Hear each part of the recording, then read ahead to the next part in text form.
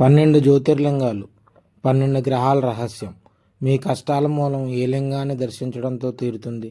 ప్రతి జ్యోతిర్లింగం కేవలం ఆలయం కాదు, అది ఒక గ్రహశక్తి కేంద్రం. మీ జాతకంలోని బాధలను ఏ లింగం తొలగిస్తుందో తెలుసా?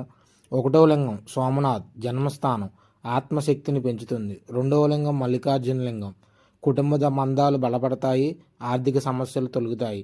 3వ లింగం మహాకాళేశ్వర్, అష్టకష్టాలు ఆపదల నుంచి రక్షణ. 4వ లింగం ఓంకారేశ్వర్, మనసు స్థిరంగా ఉంటుంది. 5వ లింగం కేదార్నాథ్, కర్మఫలాలు శాంతిస్తాయి, పుత్ర సమస్యలు ఏమన్నా ఉంటే తొలగిపోతాయి. 6వ లింగం వైద్యనాథ్, వ్యాధులు, రుణాలు, శత్రుదోషాలు తొలగుతాయి. 7వ లింగం నాగేశ్వర్, సర్పదోషాలు, భయాలు తొలగుతాయి. 8వ లింగం విశ్వనాథ్, కాశీ, ప్రారంధ కర్మలు కరిగిపోతాయి, విముక్తికి మార్గం. 9వ లింగం భీమశంకర్, శక్తి, ధైర్యం, ఆత్మవిశ్వాసంతో పాటు మంచి డెస్టినీ పొందుతారు.